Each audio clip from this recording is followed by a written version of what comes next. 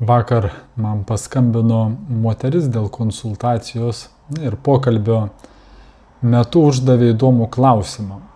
Jis sakė, kad dabar daug kas kalba, kad siela pati pasirenka šalį, namus, tėvus, kur gimti, ir klausia, ar tikrai taip yra. Jeigu taip, sako, kodėl mano gyvenimas susiklostė taip sunkiai. Šiandien daug kas, ką kalba, ypač apie tuos dalykus, kurių mes tiesiogiai nematome, apie sielą, karmą, praeitus gyvenimus, gimimo pasirinkimą, likimą. Ir kai kuriuos dalykus patikrinti lengva ten, jeigu lyja, mes matom lietų, jeigu šalta, jaučiam šaltį, bet kai kalbam apie nematomus dalykus, tai čia labai lengva atsirasti įvairiom spekulacijom. Todėl vertėtų viskuo aklai netikėti, tiesiog reikia klausti, jeigu žmogus kalba, tai kuo jisai remiasi, ar tai paremta kažkokiais tai šventraščiais, tradicija, mokytojų aiškinimu, ar tiesiog kažkokia tai gražiai skambanti nuomonė.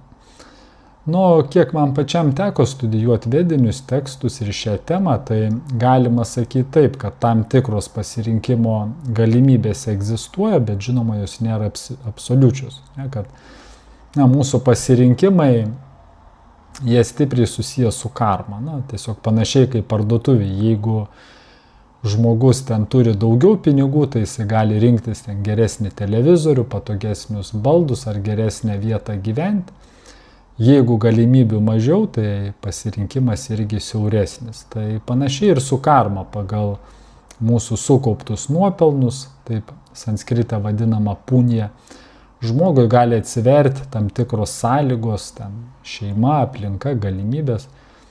Tačiau tai vėlgi nereiškia, kad siela visiškai laisvai pasirenka viską, ko tik nori. Kad tiesiog mes nesam nei visiškai bejėgiai, nei visiškai laisvi. Yra karma, yra mūsų ankstesni veiksmai, mūsų sukauptos tendencijos. Ir yra tam tikra erdvė pasirinkimui, kaip mes elgsimės dabar. Todėl vietoj to, kad klaustume, ar aš pats pasirinkau tokį likimą, sakyčiau, galbūt svarbiau būtų klausti, ką aš galiu padaryti su savo gyvenimu šiandien.